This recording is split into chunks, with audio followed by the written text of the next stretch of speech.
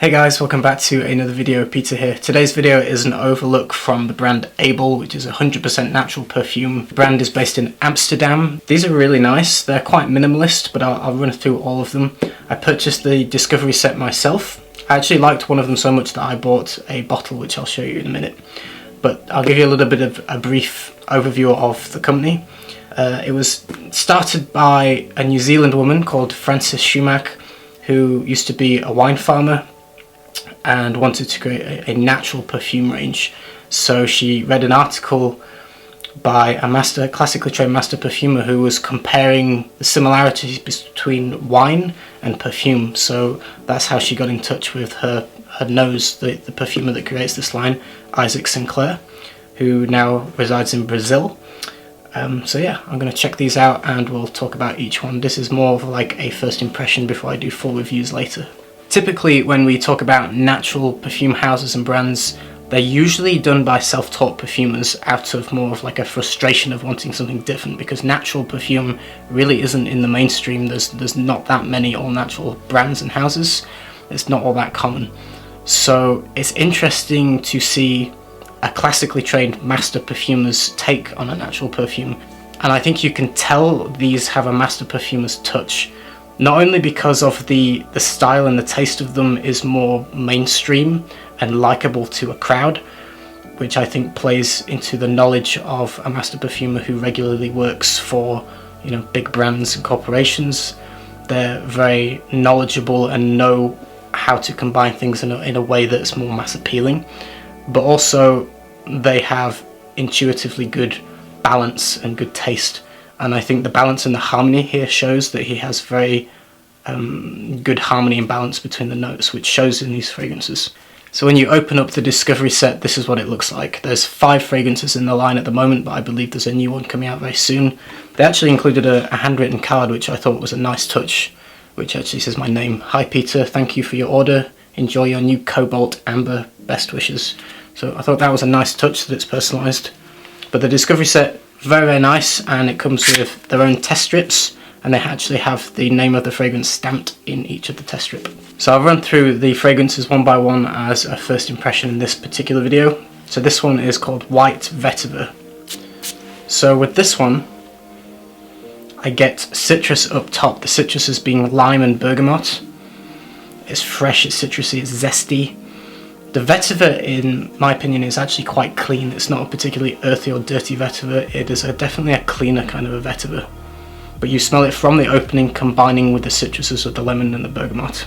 Although I believe this is completely unisex, I do think traditionally it would fall probably a little bit more masculine. When we think about perfumes that use vetiver, and like Grey Vetiver by Tom Ford is a good example, and they tend to be more masculine.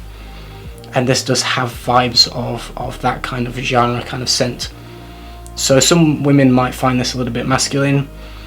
Personally, I think it could be pulled off by either sexes, but it's a refreshing, clean kind of vetiver. So the official notes actually list spearmint as a note as well, and I only get a tiny little bit of a minty vibe. It is there, but it's predominantly more the citruses with that kind of clean, lovely vetiver.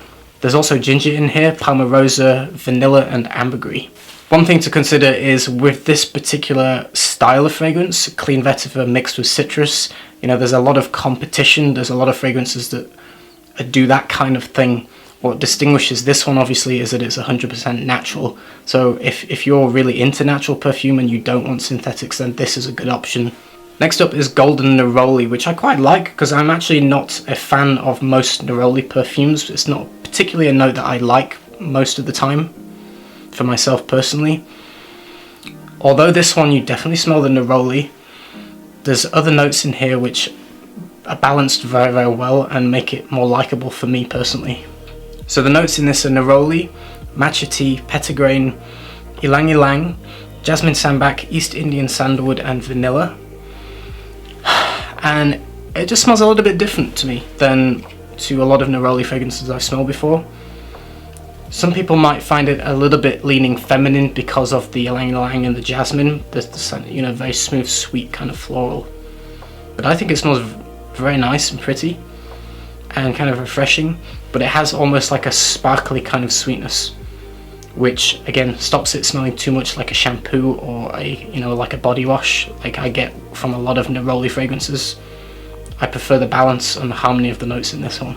So the next one, and one I thought was quite nice actually, is Red Santal. This one leans probably a little bit more masculine, but again, all of these are unisex, but I think depending on personal opinion, some can lean a little bit one way or the other. Red Santal for me leans a little bit masculine, but is still unisex. I get a lot of sandalwood in the opening, and I get quite a bit of ginger. There's also pink and black pepper and clove. I think you smell all of those, but nothing really overtakes. It's very well balanced between the sandalwood and the spices. I feel like the ginger almost adds not quite a gourmand touch, but it reminds you a little bit of gingerbread cookies because it is obviously a ginger note mixed with this lovely sandalwood and the peppers without being too spicy and too much. I think the clove, you can smell it, but it adds almost like a freshness to the fragrance, almost in the way that a citrus top note would. And I think it works really well in this fragrance. There's 3 varieties of sandalwood in this: East Indian sandalwood, West Indies sandalwood, and Australian sandalwood. If you're a sandalwood lover, I would definitely check this one out. As it develops further, I feel like already it's changing. I'm getting less of the ginger and the pepper, but the clove is still there, which is adding kind of this fresh, kind of clean, almost minty freshness to it, is the best way I can describe the clove note. It adds almost a piercing freshness, but balanced very well with the sandalwood. And considering clove isn't a note that I like personally, I think this one smells good. This one is balanced just the right amount with the sandalwood, where it's not too much, because clove actually reminds me a lot of toothache pain as a kid, so it doesn't put me off. Even though I don't like clove, I think it's well balanced. So the next one is the one I ended up purchasing, which is called Cobalt Amber. What I like about this brand is, as well as offering the 50ml, they offer 15ml miniature bottles, which is what this is. It even has a magnetic cap, which I think is a nice touch. Simple, minimalist presentation. All the fragrances are more minimalist and simple, but I don't think that's a bad thing. I think sometimes simple is better, and this works really well. Cobalt Amber is lovely. Some people might find this leaning slightly feminine because of the sweetness that it has, but I think it's perfectly unisex, which is why I bought it. But it's lovely and smooth. I get a very, very smooth amber. In the opening, there's some spices. You've got cardamom, pink pepper, and juniper berry, and you get hints of it. I don't particularly think it's a spicy fragrance, and those notes don't jump out. It's very, very subtly balanced there. The main notes to me is this very, very warm, soft, smooth amber, and the sweetness which comes from tonka. There's also Peru balm in here, and cacao as well. But if I could sum it up, it's a very, very minimalist, smooth amber. There's no animalic side to it. It's a very smooth, clean amber with this borderline powdery sweetness from the tonka. But I think it's lovely. It's very, very smooth.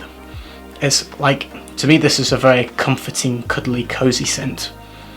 Very good for the colder weather. And the last one in the range is called Grey Labdanum, or Labdanum, however you want to pronounce it.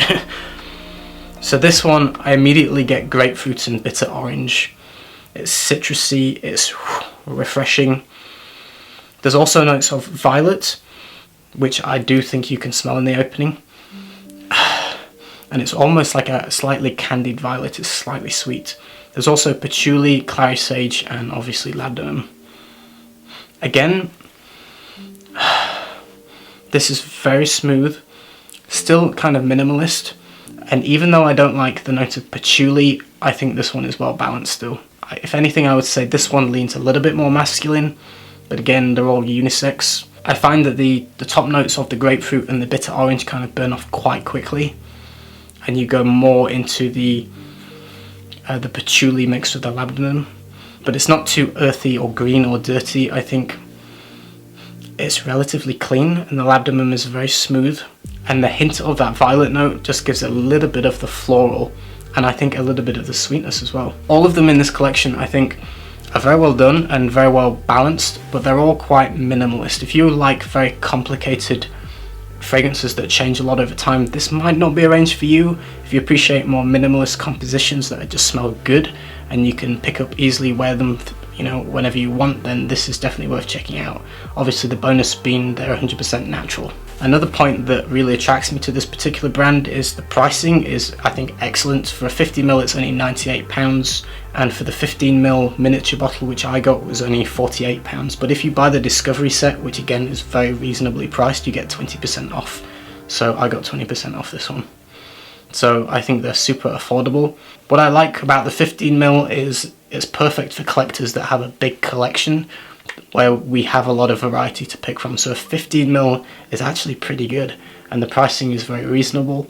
It's also perfect for traveling, and there's also enough range in the fragrance line that I think there is something in there for everybody. I'm sure if you got the sample set there would be at least one that you would really like. Whether you're a man or a woman, I think it caters to both. I think they're worth checking out, especially if you like natural. Unfortunately, I know a lot of my audience is worldwide and a lot in America and Canada. This brand only ships within Europe, but it is free postage inside Europe. If you're in Europe though, I recommend checking them out. If you're into naturals, definitely. And even if you're not into naturals, this would be, to me, a good starting point if you are interested, because they're so tastefully balanced. Like I say, it's a master perfumer that has a lot of knowledge of the industry and what people like, you know. So I think they're done in a way that is up to date with what is out there, because, you know, sometimes natural perfumery can smell a little bit weird to some people or not very good. I think these are done in such a way that it would still appeal to people that maybe are a little bit scared of naturals. I think this broadens that gap.